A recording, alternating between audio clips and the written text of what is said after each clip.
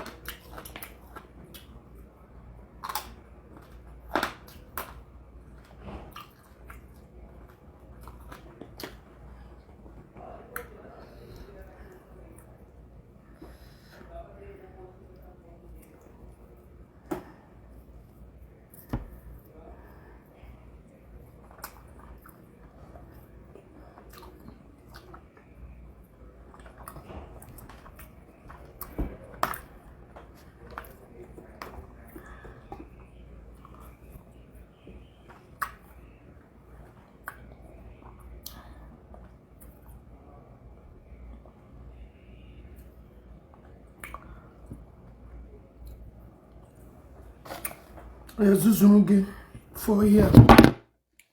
Wait, Zuzunugi Chineka Bogo for here. I don't talk to useless men like you. Oh yeah, fuck off. This place is not meant for bastards like you. It's meant for Ndenehamushi or Foma.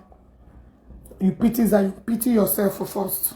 Because Zion don't need pity from one like you. You should pity your miserable life. Don't pity the Chineke goes already. Life goes try to pity yourself and your generation.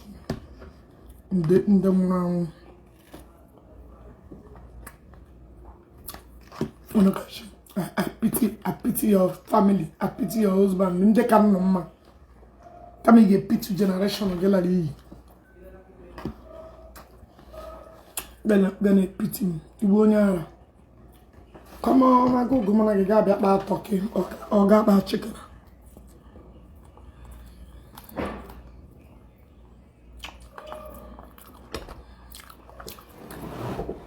Idiot.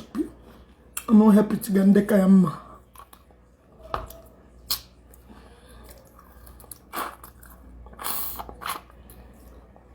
Because Shindapa. The pity in the Kayama.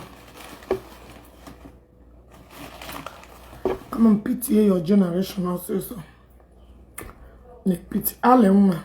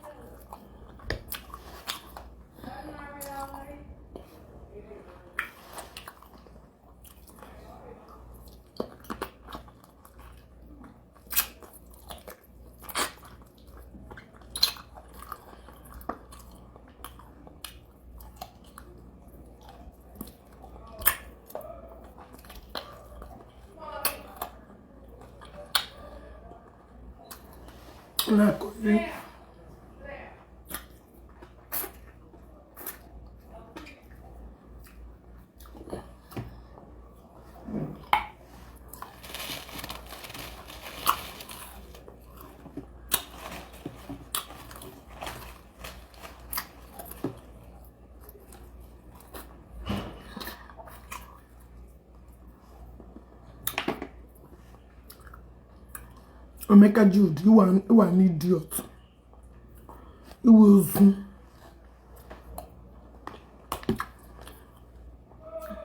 Ozuke you.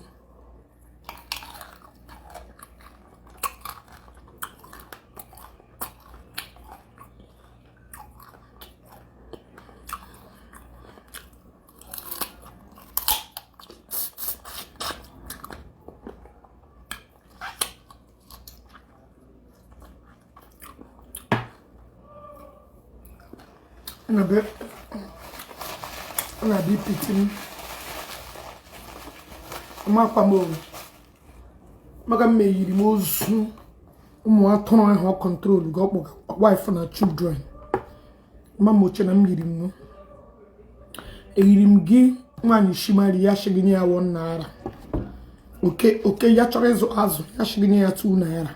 Ejiri m gị bịa phone a respect ala onwe gị ma gba ndị dị ọtọ ọkpa nwere.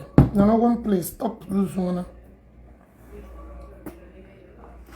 Elim goes that ten eloro kwa ya nwani do man oyo. A control ya manje obi. Chineke broga ya ọnụ. Elindinge ndị chọrọ ịzụ property nwebu ụzọ chọmadim ejiri eche ya property eriela nri azụ na phone on my laptop bịa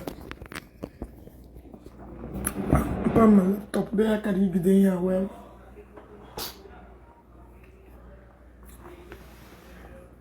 rim that toilet eloro bịa idome eye du gishia move mozombi I'm a visit a sheep negi bowara. Shanjo negi bowara. I'm a visit Nigeria. Oshimo State Ashawo. Nothing concern me. I will money mo. I'm here, but I'm Nemo. I will money mistake.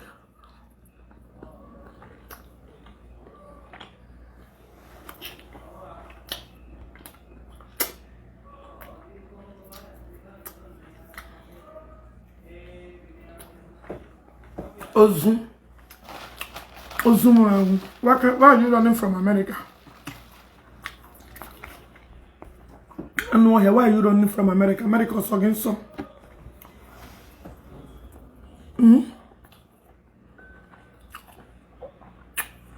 America is against some.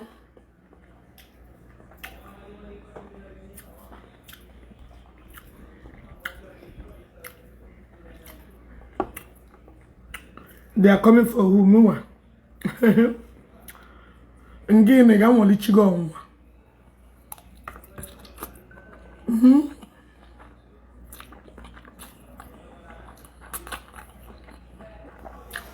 Again, I want to chigo. I'll get a child God that I try.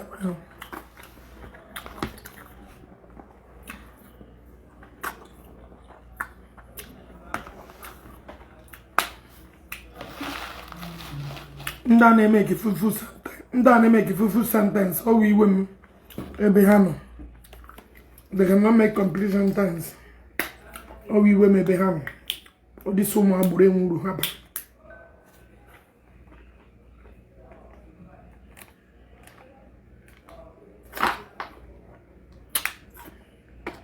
Had they 1 or 2 posts to okay, how much is there? Also, we women. I'm looking for followers, and the girls who join here, the followers. Are you not useless, Benjamin? Actually, you know I'm looking for followers, and you joined me. Are you not the most hopeless person? Come back to Nigeria if you're a woman. Come to America if you're a man, Samuel. If you're a man, I'm not a woman, I'm a man. But come to US if you're a man. One. If you know you work, you work at Geofor, be America. Let me let the capability. Can give you I will just press it. Mama, are you capable for to become a man? I'm not okay. I'm not one okay. But if you are not a woman, come to America.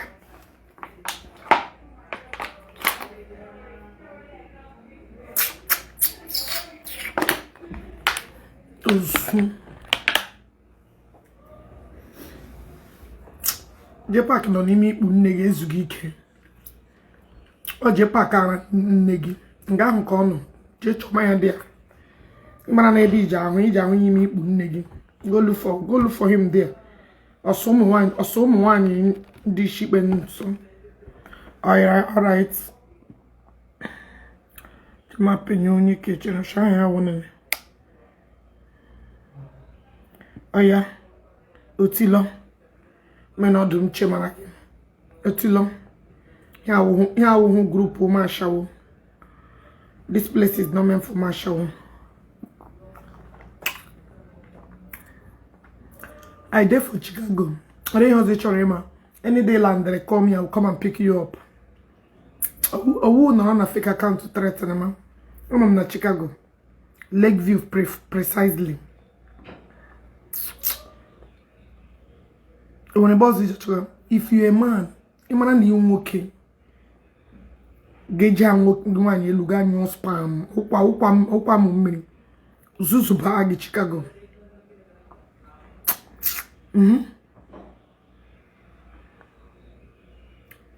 Imana shamu gemo go as a man. Like a man, Ishmael, if I'm a woman, I'm not a woman. That is why I decided not to come to Nigeria. But usually a woman or usually a woman okay. But I know better. I got Chelsea. They was Saturday. When did now got Chelsea put him not on a Chicago town. What are you not on Chicago today? Nah, I'm outside. She made me video the thing home. Can't you call your fans to come and eat? I go and get you. I get push. I go again. You just join. A mama home, and you start with your insultive words. Can't I call my fans with your interrogative words? Are you okay?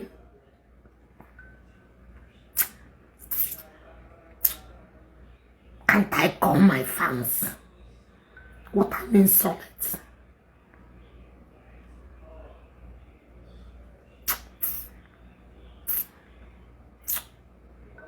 Anyway, craft from Chimoya. You la bolancha here. You want to get Ghana award, so I'm a mepa canam, the woman child. So you can visit your home country. Jpac is just my brother. I know they come. I know they come. Apa Jpac is not your address. I only get bullet on boga be bullet on. Actually, me video. Well, tomorrow I'm coming live. Which kind? Wala with this. Stay one place. Aroshi just Jpac. No, umotelegi. I'll be going with. Aroshi Jpac. The rogi ko gidin. Konya na 4 days.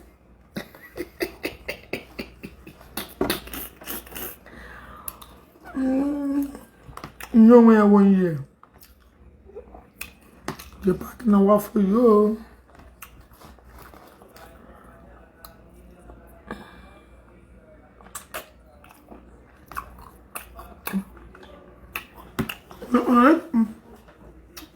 Let's take back my better. Without a shot, the most she know 500,000 years.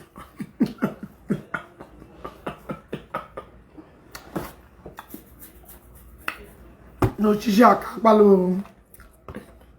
Ndao shishi.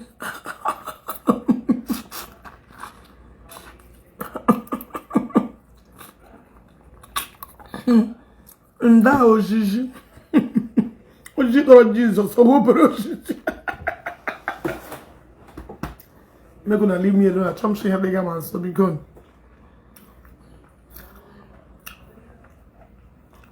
I am not visiting a jig by force. When my man and them the right, I said I know they come.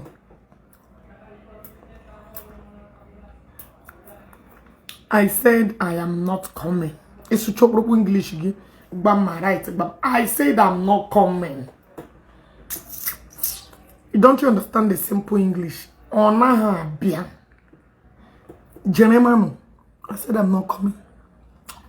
Nga I'm not remember. What am I home? Pandi bo sheboli yuru gisara. But pandi bo eji develop other country. And you develop very soon. Na me post solo no line. First property, first to start. I hope we're gonna close. This December because process no line as well. So we very.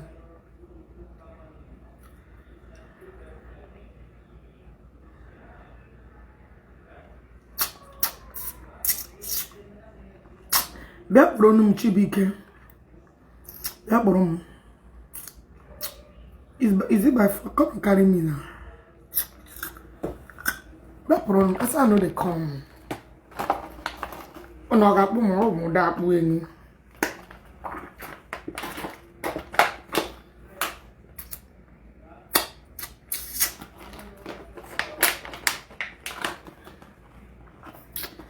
I say I know they come. I don't know.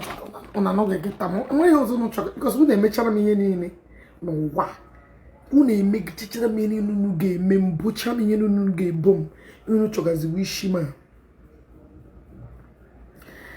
We be una chompi. We be una zige boom.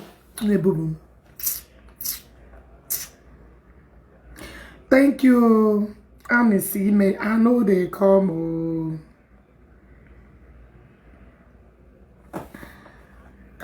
Abula hem juria wotule. Ya na runga na akpọ ntu. Obodo ntu. Oshihu ha na yawo number 1 ntu na ha le otule.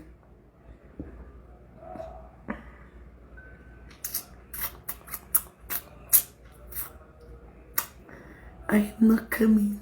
Ejike, preach to your family. Preach to Ndegana Hane. We don't rapport. We are just social media associate. I don't know why you're preaching all this long preaching. We are just social media what they call it, acquaintance or whatever they call it. I don't know why you're trying to advise me. I just don't understand. No worry, Ogechi is pranking us. Last, we go celebrate Christmas. Now you okay?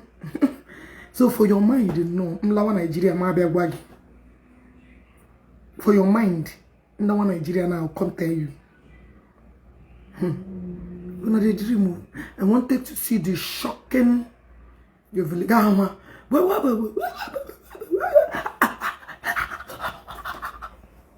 And that will be here for 20 years.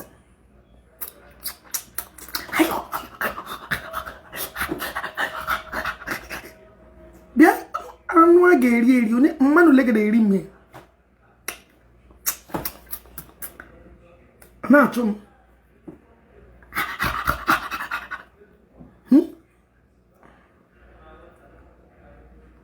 No, go on dey chore boni mo. Me ewu lo mo na.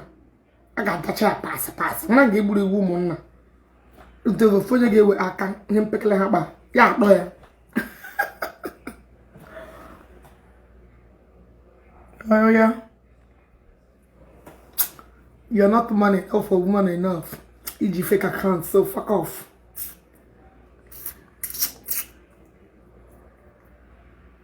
Where's that go?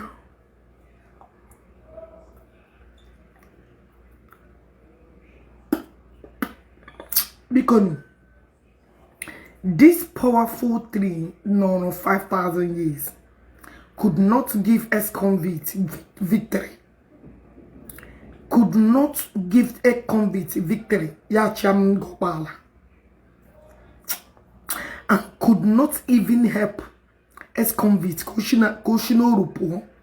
This 5,000 years of Oshishi, the same useless ex-convict, but I know that anybody gonna make a Ghana Roshi. Imanoshisha Yan Waroshi. Did you see on your Dibia Nakoya? The same ex-convict me prono boy and what Dibia.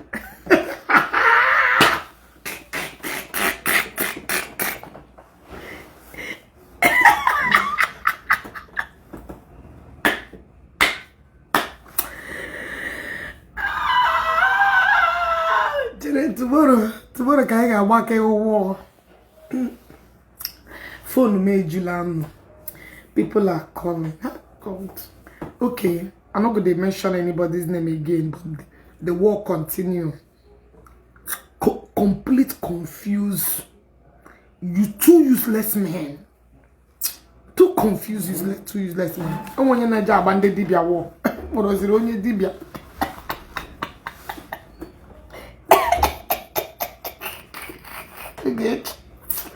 Ogechi cannot do does not exist.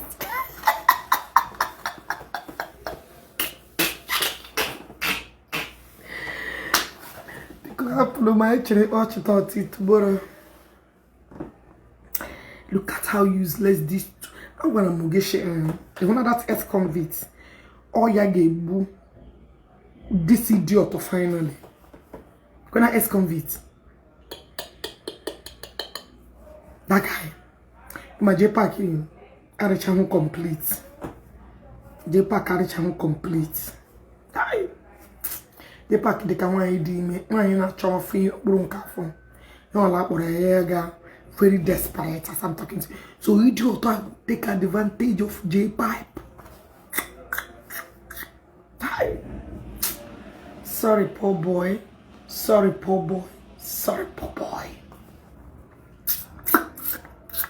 Or she rest her back. Your husband cannot even talk. Oh yeah. Oh yeah. Ozu, you're not man enough to talk when I'm talking. Oh yeah. Otila. Shingafo. Get out. My husband is not an idiot like you. My husband that was like you. My husband know when to give me chance for me to express my feelings. My husband is not a monster. His husband is not a dictator. He knows when to tell me, baby, go free your mind. Kamderi yogologondu. Hey, what go? Go sleep, Unne. Go sleep, Harlem. My husband, I will hold that I'm your God. You can't talk, you can't move. Bah!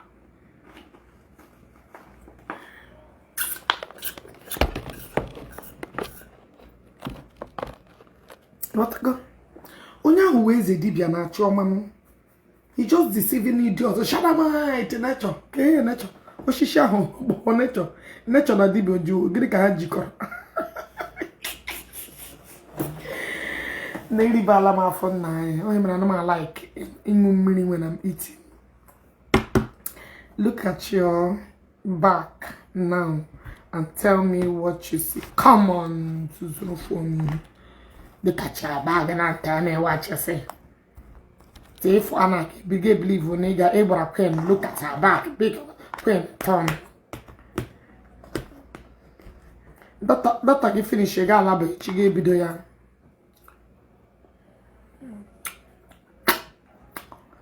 na you need to read happy baliawo. You were sure ma. So akora kashie. Geji eriye rice. Usan bia wogon. Manoleje you say here. Manoleje you say here.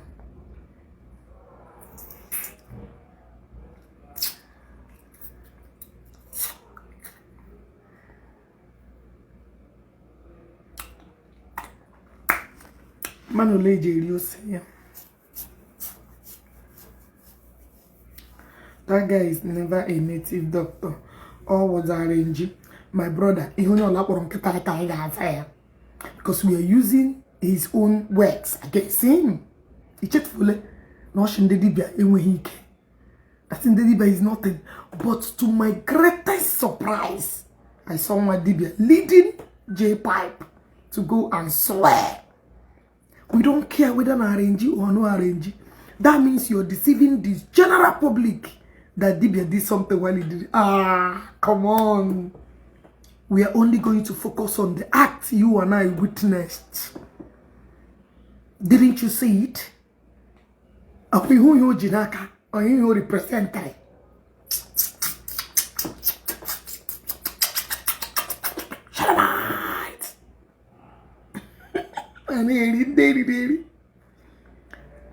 Oh, that one get finished Jpac. That get finished. My Jpac went science.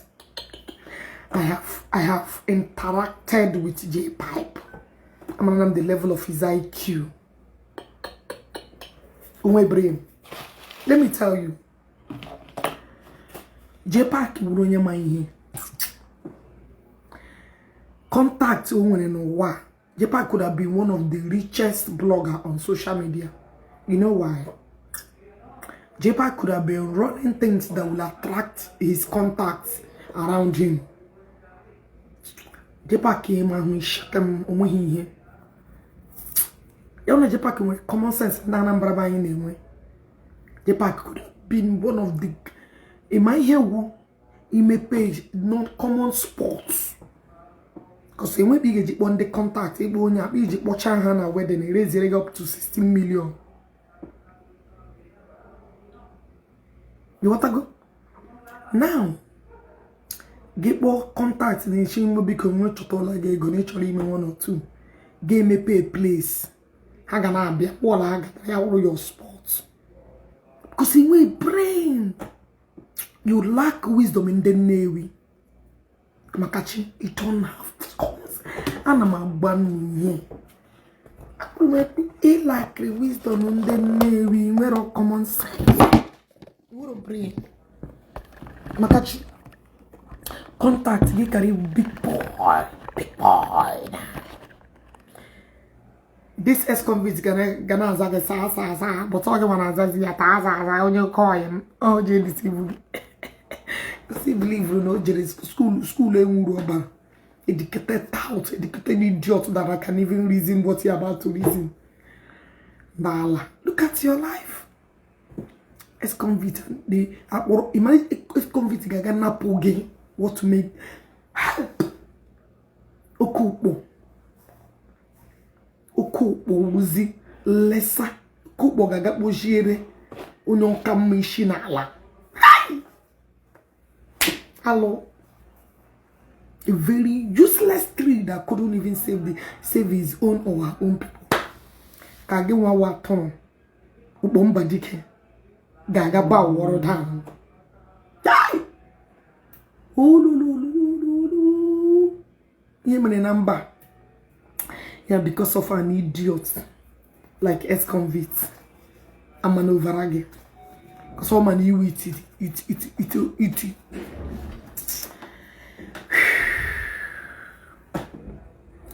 I just they look you, they laugh. You know common sense. What to put sense and rubbish.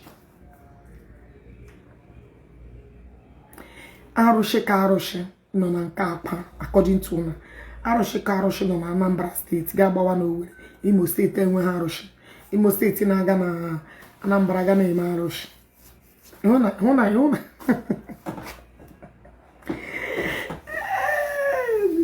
Macau. Very soon my man will check it hands up.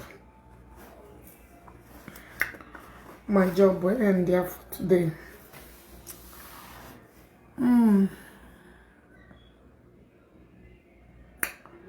Chineke man use upon am one car. Bam no na. Otu mission na ba krak man use o. Too much on your may use. Man na be use o. One umbrella am. One sorry am. Hey. We came back the cam. One bash na be use.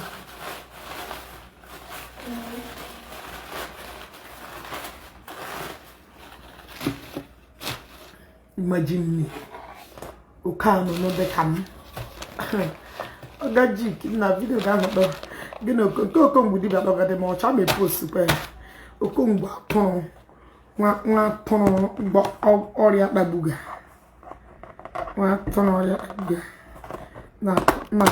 na koyiri video and I don't take you seriously like anyway. I just legging before match and I said but you need ganga. You need to enter. Hey, money that the guy in school doesn't make you that is useless for the rest of your life. You need to learn in a hard way. Marry that's when I realize Zion too much. Enough is enough. Time to answer your call, your duty calls. You shall Jpac. You deal with Jpac. Trying to my own satisfaction. Then I wouldn't let him breed. I would go down in the boss. I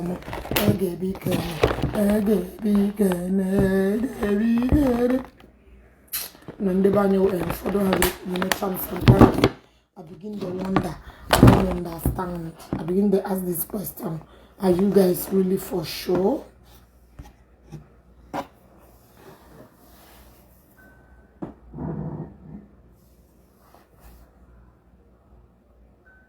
Otumbo Arusha, my son, I'm going to go Arusha. Now, you can't have one insult. But anyway, imagine. And I bought a shot, Arusha. If I met him, Barriga, anyway. Barriga, it is well. My brother, I demand. Oh, yeah, be around. I'm going to do a video on some of the videos that I like to post. Some actually touch. I just want to post it. They are not panning you. I'm sick and tired of this shit. What is going on with you, man?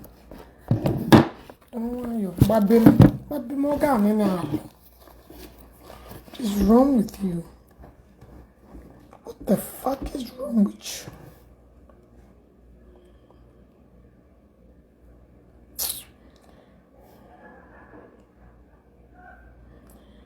I want to dine with you, baby.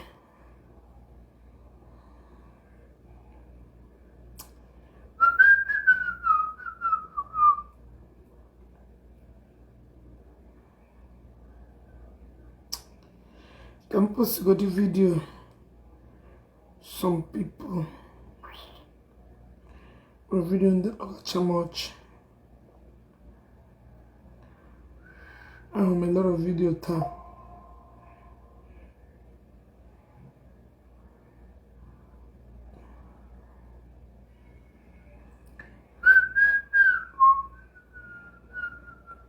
My phone will make July with a message.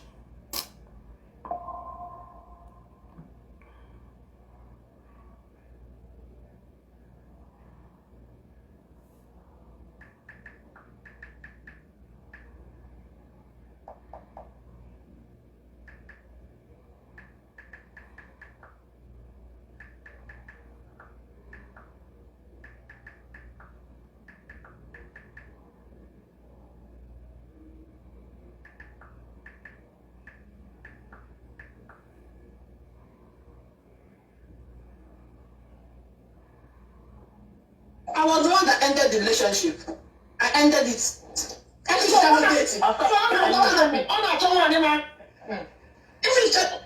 you go canopy, send the ego, no. I was the one that ended it. I don't even want to talk. I'm a young guy. I don't even want to talk.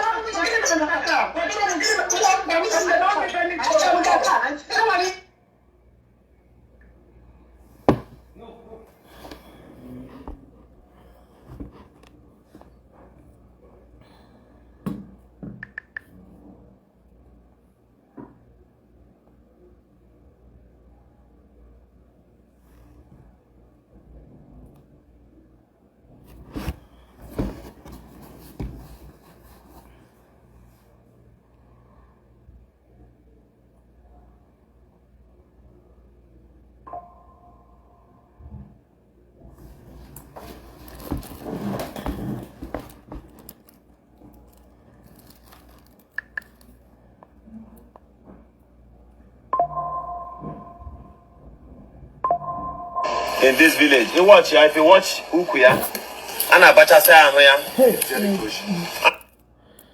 Hey, I don't suffer for this life. and is Koshi, and Abachari and Abale. But I know they call indigenous of this town. Hey, I pity this guy.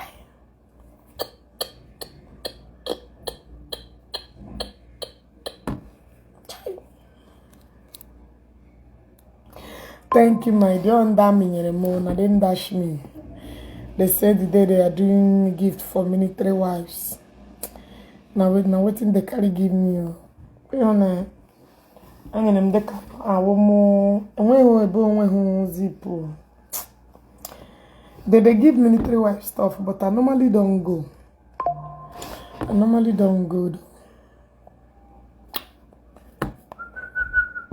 I'll come and gift. I can gift. Where?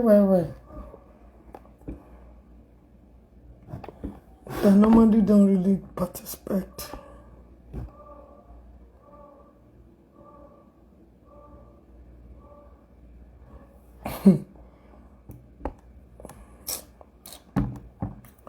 Okay. No, which one that bogamin? No. No, spirit man, very weak in this saga. This is not the way I saga. This is anyway, it is what it is. It is what it is. So, Jpac, then I go for no new shit. Garu. In this village, if you watch Ukuya, I need accurate information about Ogechi. If you are in Chicago, if you know where she's working, I need her working ID. I was not sorry about Nigeria. I'm a extradite. By force. She will come back to Nigeria and face her crime and face her charges. Biko any dirimu. My number is 09021. The number you will send information about Ogechi. Her ID number. I need her ID number. Somebody can get me ID number. Somebody send him this thing. I'm not even know how many years. Hey, Jpac, I'm a bra Lucy boo. I'm gonna be here and I'm a banite. Onyeki, who are you sending to me? In this village, if you watch Ukuya, Jpac. I need accurate in this village.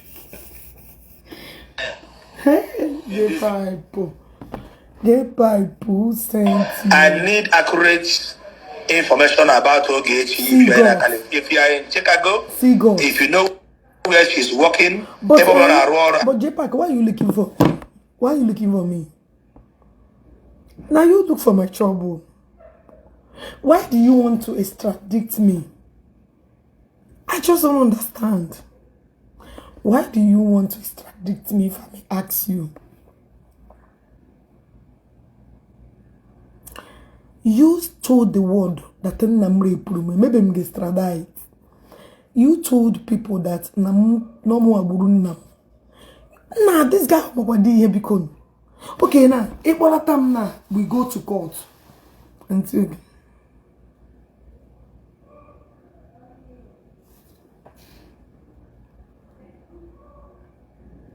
I get the fuck out of here. Shinga first. Whether more get endorsement, what is my business? Keep giving him endorsement. Like I'm not dolish those people when you get endorsement. When my corners away like I'm gonna lap those endorsement very soon. My target those endorsement. Can be when you gonna zoga here. Onye no somewhere they got no more. Let me see who will partake in such endorsement. Idiot. I will deal with him. The problem, people that love me, she has me mention people.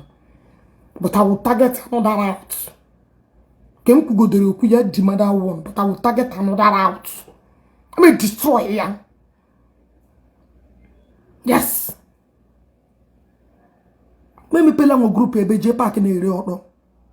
You won't keep this endorsement. And other people made a video about him. Man, use your name remind him. You are fucked up. You don't know me. You don't know me. Now let me even leave you stupid talking rubbish. Like I'm up go to your stupid little brain. That's not where I'm coming from. That's not even the angle I'm coming from. The angle I'm coming from is that Jpac Igbo ndị mmadụ gwa ụwa niile that nna m rapuru mu. You said it on live video. Now all this accusation nna m jikwara rape mu ma loko namo for 3 years. 3 years. You were specific. Namo erepum. Namo abomon. Many things you stated. Now, ime Mr. Death. Malota Nigeria mona gaga court. Right? Gene kiga wa judge. What would you tell the judge? That you came on social media. Hey, how would you adela no ma? Ke bende madu chileke jike brain in that. Jpac. Ima, that wouldn't even a brain. You should have known what I wanted you to do. And you did it. That was why I saved that video. Now listen. When you did video, back in the days, even the video I have lost it. But the same way you made video and you repeat in a video and you repeat and this is exactly what I wanted you to do. Because people now jump that video, I don't have it. And the only way to make you repeat those things was to push you to the wall. And you have finally did it. The same video back in the days that prompted this thing. That made Jesus who phone Mdabarana many.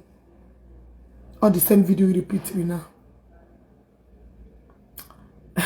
You don't know me, we show you. Ogechi play voice note play. Nobody push me to do anything. Lie. The one you push him to do. Can you push you again? Because you can't control yourself.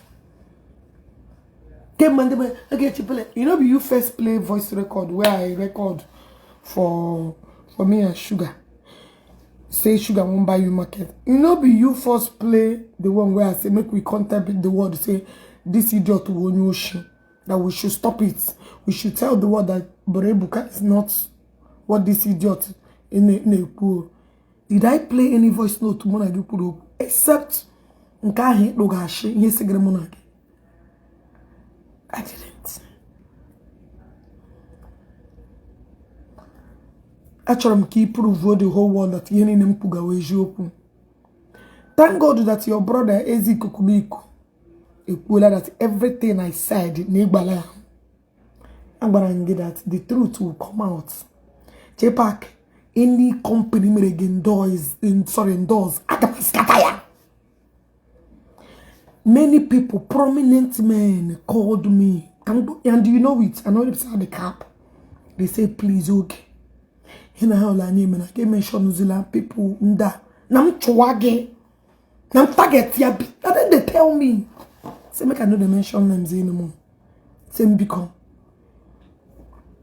Now when you keep going directly. Came and sit down on call. You go again. You go ashna aroshola munye na para nri. Ima ezi oye me contact na ozobro that started chatting me yesterday. Munye bona yekubo for getting to a year now. Imonyo Chineke bogoko. I will destroy your businesses. Onyo na mere doors. I'm gonna talk at that product to be here. Yes. And when who know this blogger say stop for bringing out my mother and my father, you brought out my mother. And somebody asked me, may that arrow chere tomorrow. Chere just tomorrow. I try me to disturb my residents. That they call Bundenye. I don't go home. Just chere tomorrow. You. Jpac. You. You know.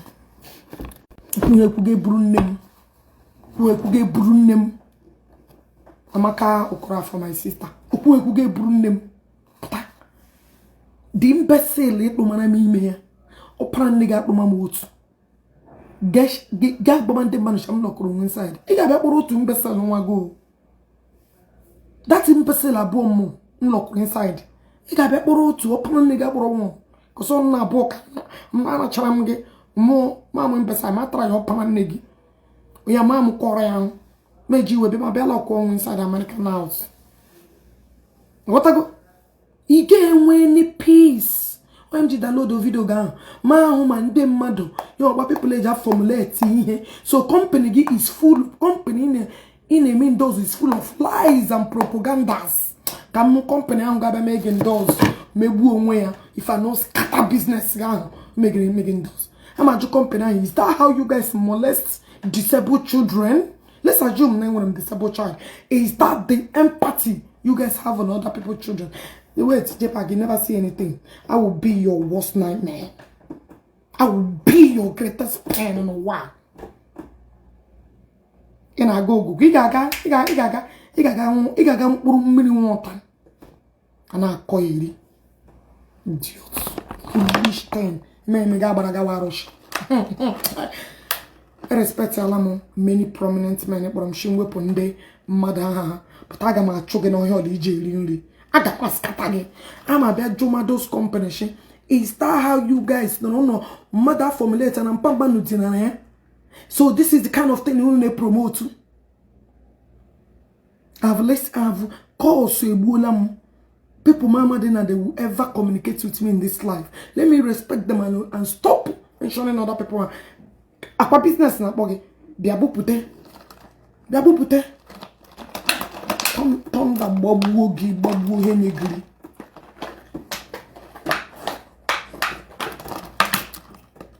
Biabu pute.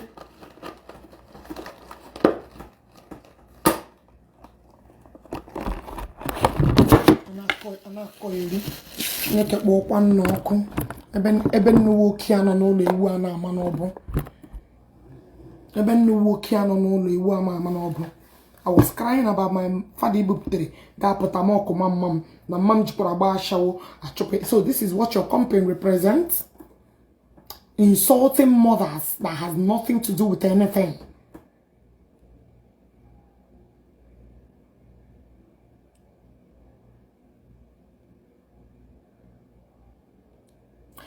Hey, unya di koma mofuma. Chiri. Yes, my baby, a lot of Saga girls.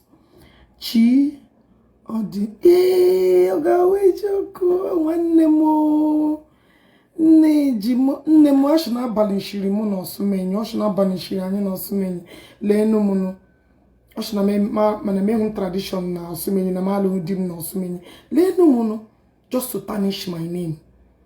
Jpac, you may padu do. They no more so they come. Ndo also na acho.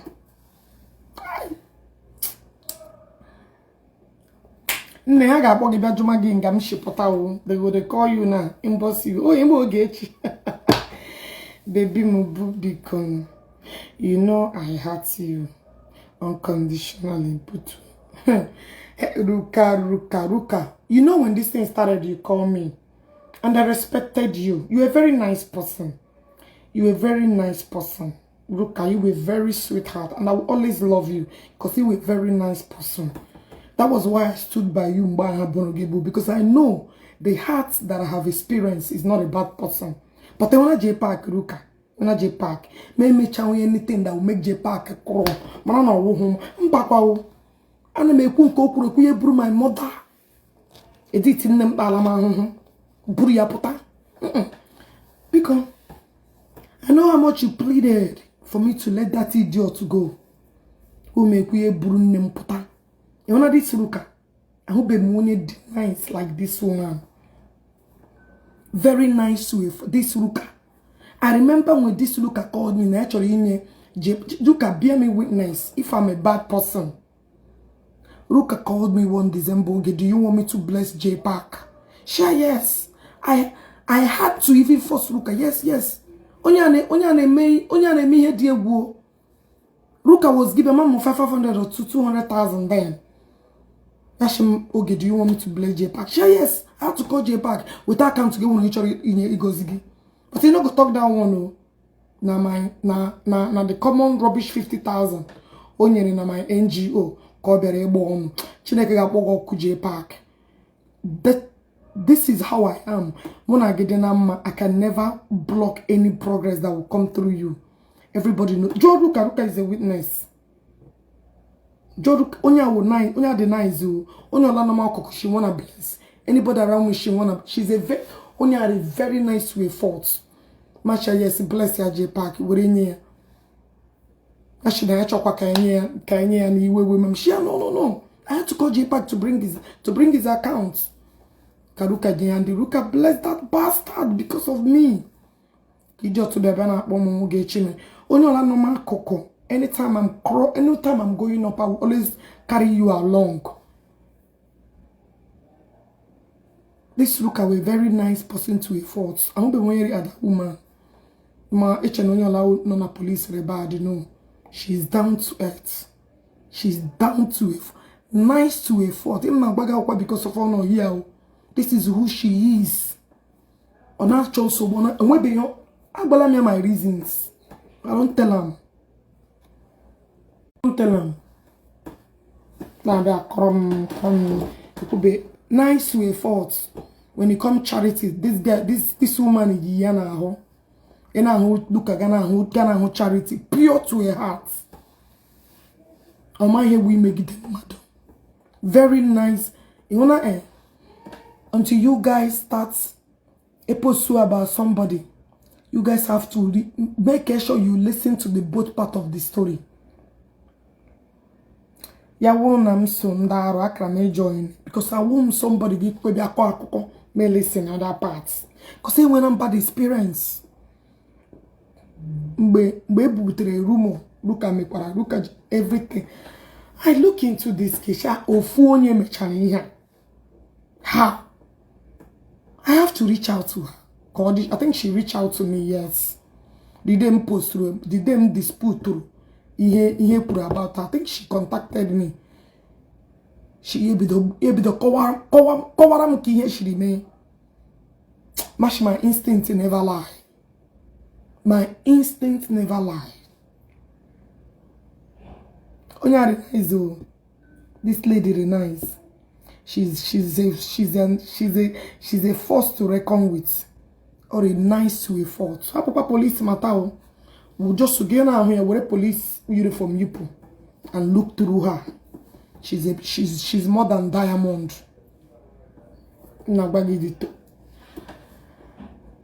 Look at somebody get money when I'm mad. I'm telling you the truth. She's somebody.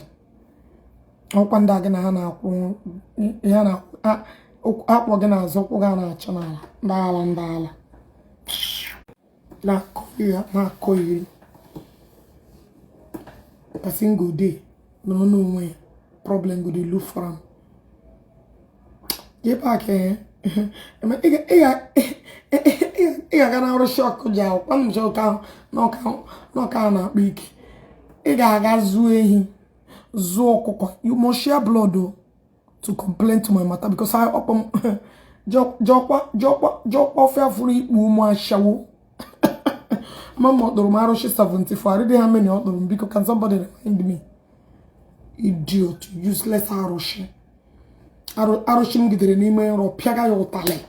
Ahụ chara me nwo. One day no ya one person iji aro guzoro ba. Ya wu chi mara okpo. Jpac putani ke hum na muari go dim rugged than more than a mad. She make up one ya be very small with umu dapo no china koko. Cha come on Zuba. Me Ogechi Okeke ma lawyer can't me wrong. Lawyer can't me wrong. Lawyer but imanu bro lenda be about takoloni. Agumi na rugged. I did the rugged na physical. Ntolo na enyo giga anyo ha ga-agwa gi. Omo aka igbara la gama oshishi nga abia nyo mmanya n'okwu ya ma mrudi ya. I just pity you Jpac. No aki were la gbore were aka koba. Hapo otu li ikposhi papa ma n'okwu oshishi. Hapo otu la mshigi je elela ma exam. Iwere la ganye aro she no 5. Hona ba hu shana ma intere eriri nji ya ke me were afọ gị like this ba onwe gị ime rubbish oshishi ahụ ga-esuzugbu onwe gị iti amaghị ihe so ilechara arụsị nọ na ọkpa ala ọka nke nọ n'okpo ike ọka nke nọ na bụ na ike ịma na ụkpọ n'ụtọ na adịkarị m confuse ụkpọ n'ụtọ ụkpọ n'ụtọ ama m na ụnụ wa capital ama m na ụkpọ capital ụtọ nọ na mba na-esi those two names na adịkarị m confuse but I know what I'm saying. Na koiri me were pa won ri eriri ma do Kenya na do to shishi bia were afọ ga hu kepa made a ga hu zo pre afọ nke by force na koiri ijire na which day it mụnwa kare igba makwụkwọ n'ihu Chineke ma gaza ya wụrụ anụ ya ọ dị ka ma history m na this blue app ndị eze anyị anọchakwa m na their list ha dochara m arụ ana eji nwa dibia ele ọgwụ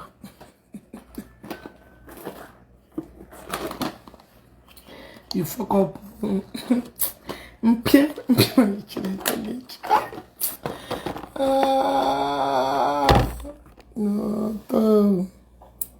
no ịkparịala arụshibe nna m ya uche ije n'ọsụmeni je eme ihe na obi ara m mma ịkparịala arụshibe nna m chọsị nsọtelenu ụmụ nwoke oke oshishi kwesịrị igbuda eji ya mee nkụ ụmụaka eji ya ụmụ mapụta eji ya shieri oshishi a na west Chineke ga-akpọ nna ọwụna na oshishi ahụ ka ha gara hapụkwa oshishi ahụ ajigaghị enwe n'ebe nwa jere je mechaa sọm ụmụ sacrifice naanị ka oshishi ahụ ka evidoro do ụkwana n'ebe ahụ ka ha gara these people gone far bet me inyocha na wụrụ na this place ngwala gị ebelieve m they just want to sample this one they call the sample n'anya they have gone many places really more deadly than this one they brought out you have the issue with the truth. They have gone deeper. And when they be more je bucha ma obara bu ndagbu imo nka just ka dey ji public make una the reason far don't be deceived nka will just social media thing. They have gone deeper. They have made some incantation. They have sacrificed many things. Nka just the one the eye can see yadika or we normal. And when things has been done. Jpac has gone far. But promising you the thing will backfire. Actually, I'm coming tomorrow. Don't miss my program tomorrow. Do not miss my program tomorrow. You're dealing with one number. Moa. I got to provoke that they are useless secret places in Hagachana. This is not the first one, Hagara. Just know that one. They have gone deeper than what you are seeing. God just okay, you will end the mother thing.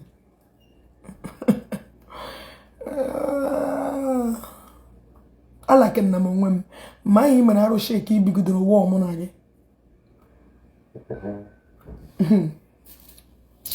Now I get the truth oh. Don't be mug. My raising paper. Yeah, just casual. Ganina hokuru. Obuola baranishi those things okuru in secret places in the Dibanine. And the idiot to the only person engaging in the way who carton. Mana jagini me ojem ebala na ya ja to arush. Ya wuru n'Imo State. Nega wo Imo State, naga wo Imo State. You are covered, my love. Rita onyamba. Yo kwano hi. Agala mo ije wo ije ya wuru ije. Imana spirit o evoke la ni. Let me tell you one thing. In when one man of God for one certain time, fearfully people name that thing. So, one day the man the man who woke Dibia, Mapamonio, we just saw these people. Or man of God who woke Dibia, Mama wow. as far as you are saying, up those rubbish. Hapundara. Jpac or a clean. And when anything Jpac, you put on ways you. Ogechi is a mad woman. Nobody should listen. Okay. So bueno, never get mad. No, monyara mad. Sometimes all these motherless babies, I begin to wonder. Ebola do arima pagan no nedoma. Ocha brundara mu arani. That is the problem I have with all this adoption of children.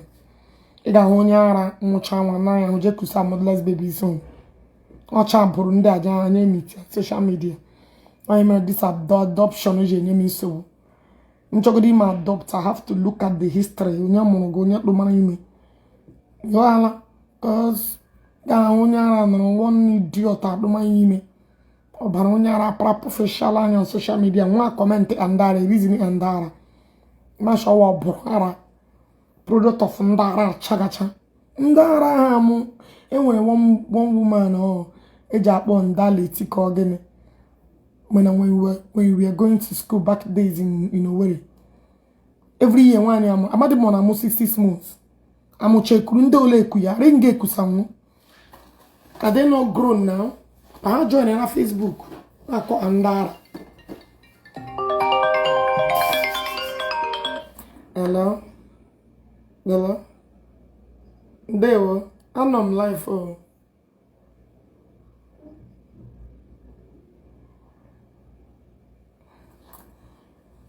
But I watching them now. Don't pretend that I'm watching them. But I can even hear my voice. Please, are you from Imo? I'm not from Imo. I'm from Anambra State. I'm from Nnewi South. My mom is from Owerri.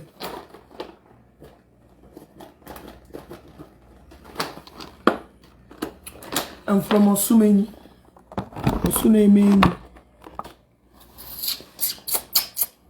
I remember the first day in Confrontation was saying, then dash don't wash.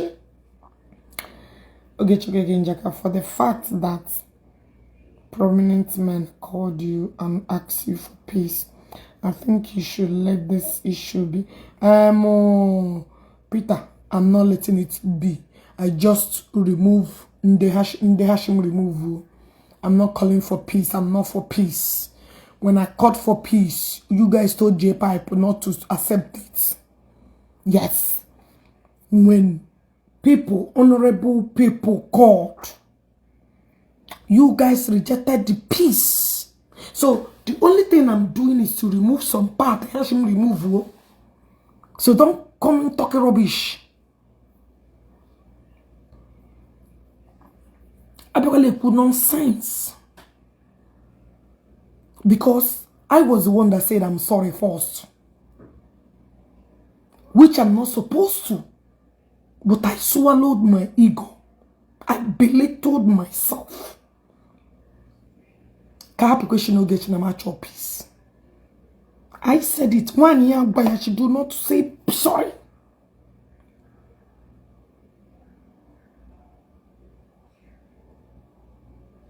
Thank you, Roya. Oh, spirit. May God today, even if I'm at fault, I cannot do shut them. Jeju kwa me na bafu brim baake kabage. Me nkoma me nkojo abara na toro mo oje na mo. Me bi. Yep. Do you understand what I'm saying? God, David, you a child that I will always supersede on his head. Me nkojo abara ge mempiam. Ichopaka gatrayan. Yes. Believe it or you leave it. Even if I'm guilty today, I gotta be that thing. It will not work. Mwana should be on a word powerful to an extent. Iyo wulawa bara cannot do shit. Mana madu. Even if I'm wrong today, they will still defend me in the spiritual world. Go and find out. Go and find out. Believe it or you don't. Don't waste your fucking time. And when a babe Jpac on a ex-convict, that person in her 4 days, not 4 days, can never work on one yaga and the ex-convict gown. She just rubbish. They are repeating. Jpac is repeating what Eba Hunya bara rubbish. He's just repeating what they told him. Not 4 days. Yeah, go in your channel. Watch me. And don't believe anything. Jpac can I be basic. Now I sugar 4 days. On my dida, but any woman. And when a deep yagbaran with that thing they said, he didn't just say it.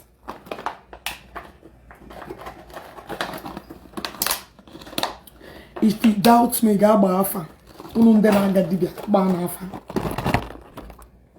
want to send arrow. Which arrow back, got the boy and one about useless as shower. Jpac each other. I don't wish you dead. Lie. That would I wish you. Oh, how many G got? He got shit. Sorry. He got your being aga. Give your boom. Oh, Jerry. Oh, how many choice shit? Sorry. He got your being aga. Give your boom. Oh, how many peace? Okay, beginning to make sense. Because I see no reason why you should not accept peace. Number one is saying that you go they lose. I know they get to know that me. I want you to does. But you're not coming on. I'm not at the end of the 2 weeks. My collect ego. But that Facebook will feed the waiting consign me. I know my page is not monetized. Okay, where do you belong? I thought you were a Zionite. Remember what daddy cap. What the fuck are you asking? Stop drinking much cold water. Why? You aren't that shit. You want to go? Yes, so keep being. You want to go? And Jomo, a belly belong. You know, belong believe we're gonna tibia na around. Have you ever seen me believe that all this Amanshehan is true? And when a dog they believe that when you cannot that rubbish. That is no fucking power. You make it no go walk. Walk and waggy where I stand. I shouldn't get there is no power na a quincy, but it will never walk on. Or the mad sharp, a babu me anaka, or God, or get maroma. The name one reason I should not be drinking cold water. Then I will listen to it. I like something very scientifically proven. And I'm like propaganda. Tell me the reason why I should stop drinking ice water.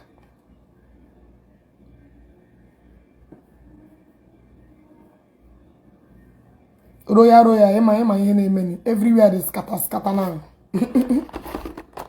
I had no idea you are from Anambra. You speak Owerri very well. Yes. My mom is from Owerri. My dad is from Nnewi South.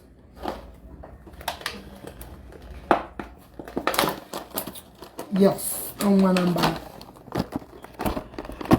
The heart of Anambra there comes.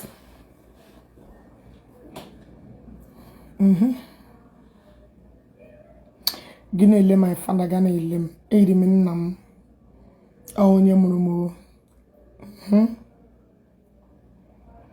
I speak Owerri very well, very fluently.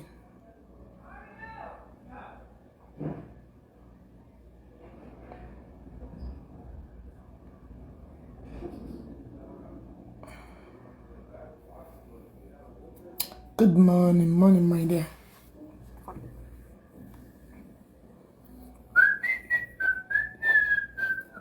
No game. Become a guy. Like, we right? Na dim stress from out today, oh. Child. Ona ma ke mesh ke mam ga chana ya hono obi ana akpe. Oh, do you toga today?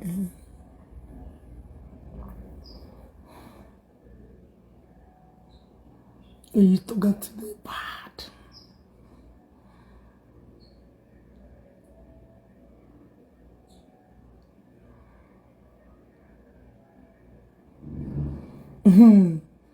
Oh, wait. Oh, I'm on now. Happy no months to you, though. Okay, my head is correct. I just asked for no verse. Chigozie Christian. Thank you, Amako Kafa. You is woman. Man, okay, you be person. It's okay, let peace reign. And I call you. Make sure you have a clean heart. My heart is, let me tell you one thing. In my why, why poison. Somebody like me that is very outspoken. You guys thought I'm the bad person. My heart in here. I am one of the best person you ever deal with, but I don't take rubbish. Yes. Don't take my kindness as stupidity. But I get regret in America. I can give you my I need the help. Makachi. Anyway, I don't need to explain it to you. Obiomamo, Ogombe in the mother problem in bedroom on Facebook. And those people, I caused them. The condition is worse. I caused them. Oga, the Natara Hamma. Yes. Because I made you be made many mad. You would love to have somebody like me. But I don't take nonsense. And the time comes, Shabara mother go. Majority of all this fighting, I'm not fighting on Facebook. It's not my personal problem. But someone I get an I will fight and defend you to a fault. I don't care how many enemy around that place. As far as now, I am a friend that will stand by you in times of needs. See, Mado de Kama de Re. Mado de Kama de Re. And I don't betray. Lie. Mado de Kama de Re. Mado de Kama de Re. Sorry, let me take that word back. I'm a very rare species. I don't betray people. I don't snitch. Take a time. You can never see me blame my friends outside. Any friend I had in America public blame woman, that ends my relationship with you. And when I will not be like when I get a problem outside, but I'll just avoid you. Simple.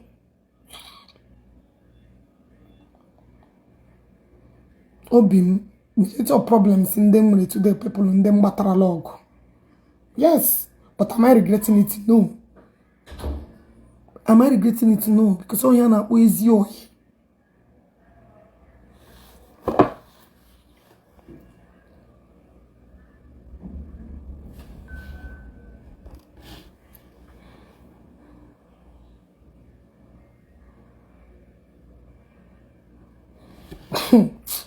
You are really funny.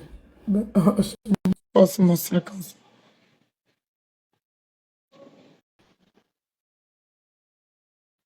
And I know I like him or you. Because I'm not gave free a lot. I try to remain my little circle. What I go? Many people get feel when they come close to me and I'm a boss or no. Because me give be man this I don't much what you may appreciate. Oh, name give feel that a very nice way forth, but he made me nja alagije ibano. When mo bioma and they are not like with them. Oh, one thing about me, but when people see me act like this, I say, oh, one you're the like this. I would love to be with my love. Make up no who be this one? J Kola. Hey, you are sounding like your name anyway.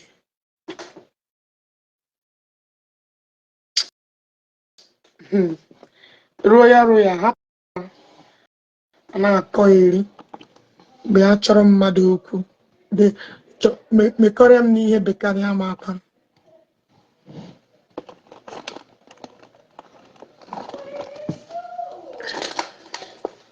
Okay, good night. 11 p.m. this side. Ebe elekere na ọjọọ 11 p.m. Oh, na Nigeria, okay. Okay, my dear Chigozie, Christina. Good night, my sister, or my brother, whichever one. Udo. Udo.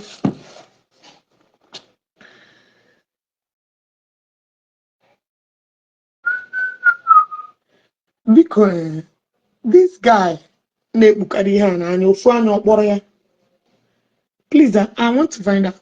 Mbolo we ofu anya okporo ya okporo maka ga na body as. Ke ahụ. Mbolo bu that thing anya ofu anya or the blind. Or the blind for real. Because I like the neighbor the guy you. This guy. Ofu anya okporo ya. And the guy they are talented. God of one eyes. I'm not joking with final, but I guess God of one eyes. I don't understand.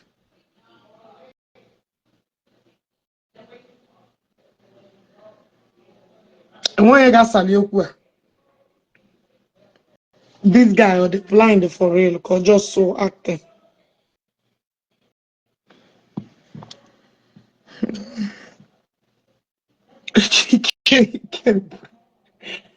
When you got Saliokwa, I want to know because why are you crushing?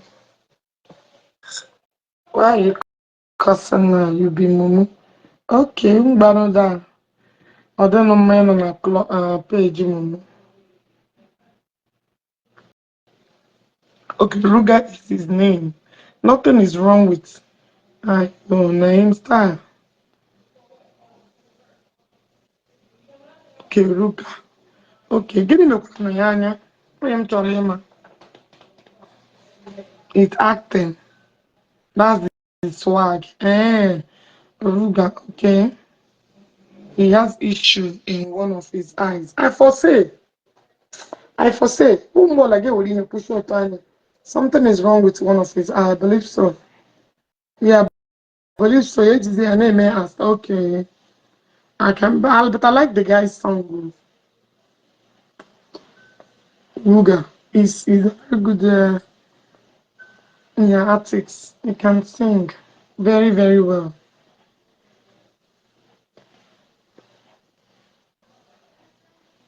Just custom, just a costume.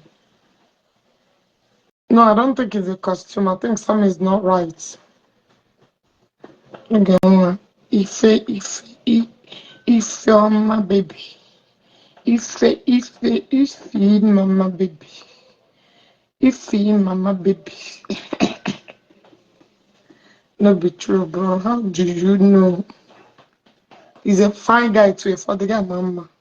Do you have boyfriend over there?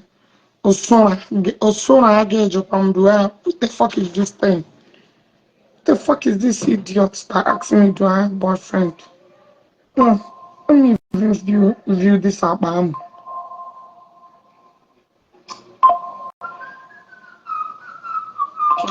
No, the go back from me. Like unfortunately. View this app. What the heck is that idiot? No, the go back from me. Like unfortunately. Bia. looking at you, man, share poly obri na Georgia. Chineke Bopagoko. Eringonye Chore Pagori obri na Georgia. I've already looked at you. I have already diagnosed you. I know a poly obri na Georgia. I need not to be told. I need not to be told. A poria automatically. A poria. Look at you. Platform by the balance man for the con. Each of going Pagori or Joe. Come on. There's no phone going. I just share people. Who gets that from Lega and I'm here. So patient I just when we here every day. Look yourself, I have already diagnosed you. Poria. That's assessment. Oh, I'm one up poria. Give him work yourself lay. Emma na helper. Oga, je boria go. No, I know me zuzu anom need. Why would you come? I should thank you. Of course, you're welcome. You know I'm saying the truth. Okay, ma. Of course, je go. Ewepụtara unu ọgwụ unu dị strong. Ọgwụ unu nwere nke a na-akpapa dị akpapa na nke dịka patch ka ezi ha na-akpọ ya. Dawa jee ṅụọ ọgwụ gị biko. Fọ nga akọọla ihe na-akọ. Do you have boyfriend? I want to be my boyfriend. Iwu onye ahụ. Ime ọgbọ gị. Ndị gị sef amara na mmiri ebe. Shinga afọ Chineke kpọọ gị ọkụ.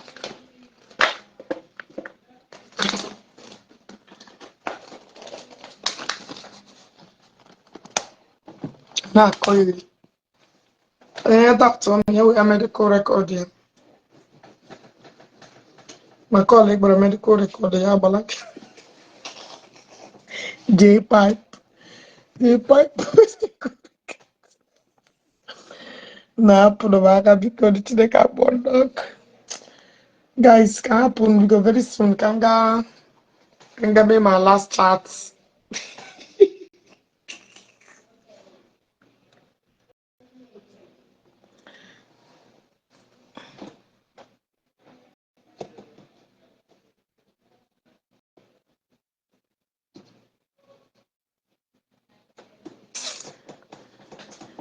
Follow you talk.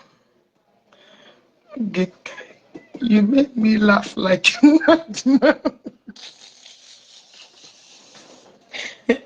my brother just laugh, Joe. I'm that.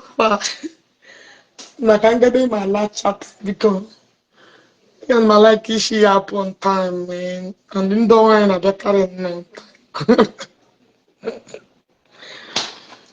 happen to my girl because Judith, where have you been? In Aputana, the coach.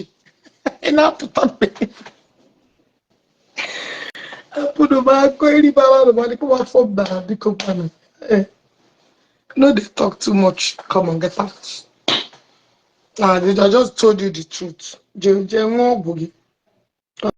take your medicine. Okay, we miss you for a few hours. I'm coming back live very soon, and I'll be back. A beautiful sister. They were Nabaragegum. I'm not Ghana. Facebook said, I don't know. I have to do one live stream. Maybe I think I can get them on yourself. Because almost all my pages they are putting it for me to monetize it.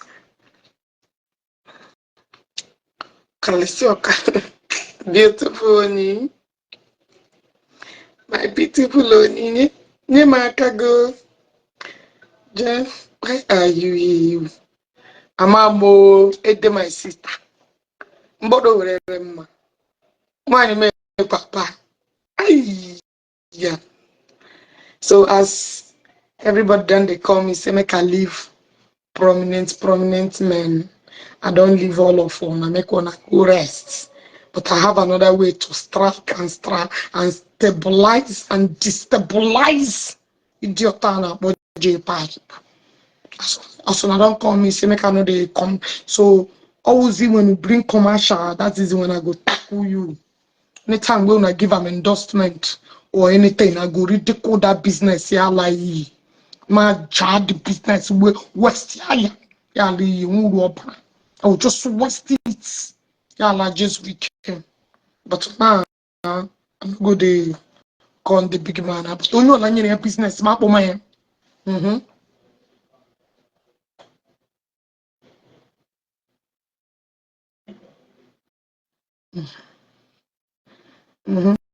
Aside they say when you can't make again. I don't hear.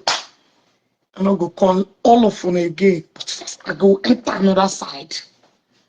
Because when they tell me so okay, if I come the time tell us if person insult your mama and your papa, when I come reason with me. So I land there now one sick place. I face it in another angle.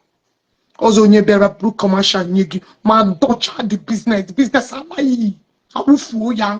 We got your con. Don't ya. Ya lai. Uropa. West ya. Flush in the toilets. Ya coily. Guys, I'll see you guys later. Bye.